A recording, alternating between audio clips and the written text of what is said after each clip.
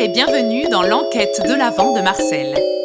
Pensez à bien suivre les épisodes dans l'ordre et depuis le début pour profiter pleinement de cette aventure. Je vous laisse tout de suite découvrir ce que cache la 3e case de ce calendrier de l'Avent un peu spécial. Bonne écoute!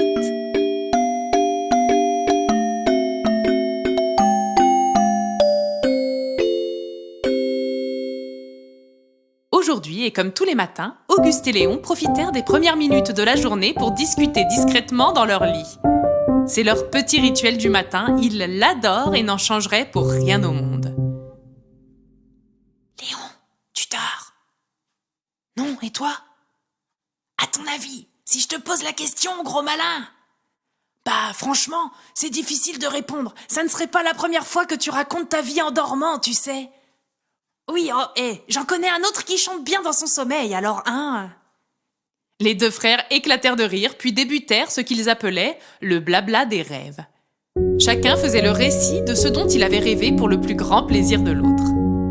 Au début, ils racontaient toujours ce dont ils se souvenaient réellement, puis lentement, ils glissaient ça et là des petits détails qu'ils inventaient pour rendre leurs histoires tantôt plus effrayantes, tantôt plus héroïques, tantôt plus amusantes.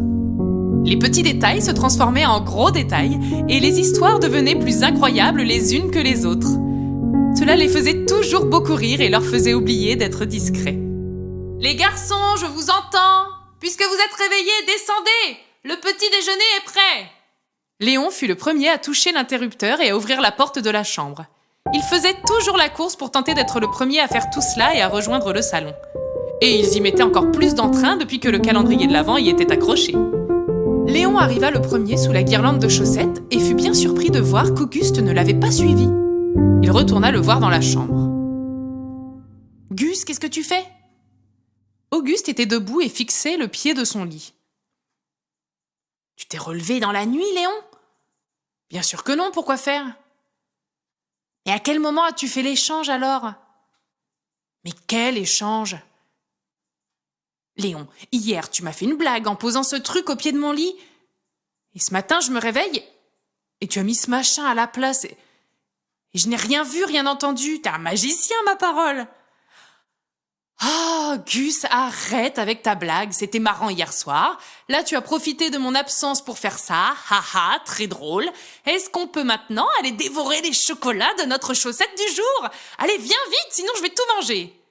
Oh non, attends-moi, Léon!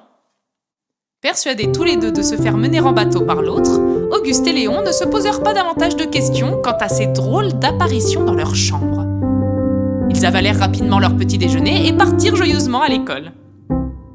Auguste aimait bien le jeudi parce que c'était le jour où le monsieur qui leur parlait en anglais venait. Il trouvait ça super chouette. Et ce jour-là, en plus, ils allaient apprendre des chants de Noël. Il avait trop hâte. Léon, quant à lui, savait que c'était la matinée pendant laquelle sa classe et lui se rendaient à la médiathèque. Et Léon adore les livres. Et encore plus les livres de la médiathèque. Car selon lui, il possède 2 histoires.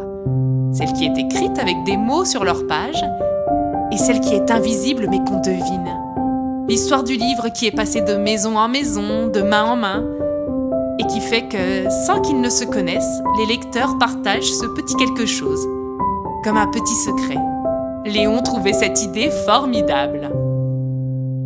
Bref, comme vous pouvez le constater, nos 2 héros passèrent une journée géniale à l'école et étaient à des années-lumière de se préoccuper de ce drôle de phénomène qui venait d'arriver 2 jours de suite dans leur chambre. Ce qui n'était pas pour arranger notre affaire, je ne vous le fais pas dire. Peut-être avez-vous de votre côté commencé à voir des indices apparaître dans les illustrations de l'enquête de l'Avent ? N'hésitez pas à me tenir au courant par commentaire sous ce podcast ou sur les réseaux sociaux ou notre site internet. Tous les liens sont en barre d'infos. Courage à tous, je suis certaine que nous allons élucider ce mystère tous ensemble. Rendez-vous demain, mes petits enquêteurs. En attendant, prenez bien soin de vous. Bien à vous. Votre Marcel.